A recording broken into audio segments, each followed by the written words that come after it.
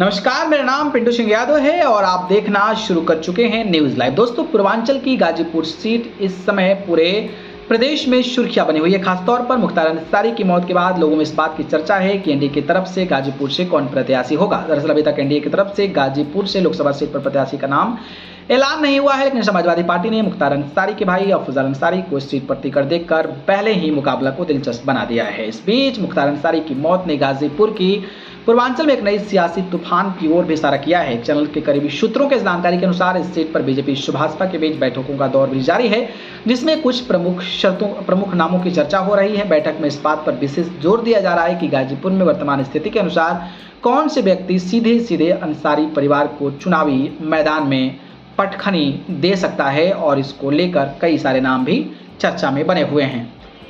वहीं अगर मैं बात करूं तो सुहलदेव भारतीय समाज पार्टी के प्रमुख और यूपी कैबिनेट मंत्री ओम प्रकाश राजभर ने उत्तर प्रदेश में 3 सीटों की मांग की थी। वर्तमान में उन्हें बीजेपी ने घोसी सीट पर चुनाव लड़ने की टिकट दिया और उन्हें घोसी से अरविंद राजभर को मैदान में उतारा। हालांकि अभी भी ओम प्रकाश राजभर एक अन्य गाजीपुर सीट की मांग कर रहे हैं।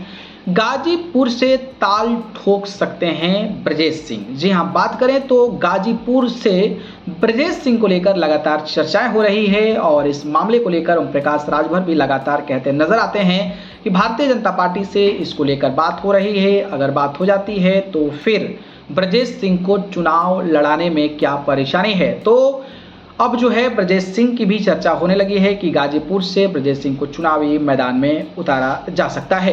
वहीं अगर मैं बात करूं तो ब्रजेश सिंह के जो करीबी हैं और उनके भतीजे हैं सुशील सिंह। जी हां, सुशील सिंह के करीबियों का कहना है कि गाजीपुर सीट से सुशील सिंह चुनाव लड़ सकते हैं। सुशील सिंह वर्तमान में चंदौली विधानसभा के सैदराजा से विधायक हैं।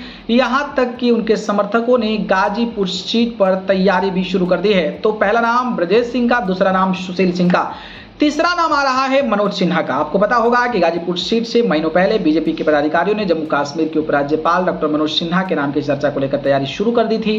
गाजीपुर से 3 बार सांसद रहे मनोज सिन्हा ने 2014 में गाजीपुर जीत हासिल की थी। हालांकि 2019 में उनकी हार हो गई थी। सूत्रों के हवाले से मिली जानकारी के अनुसार डॉक्टर मनोज सिन्हा अपने बेटे को यहां से चुनाव लड़ाना चाहते हैं और सबसे पहले गाजीपुर सीट पर उनके बेटे के नाम की चर्चा हो रही है।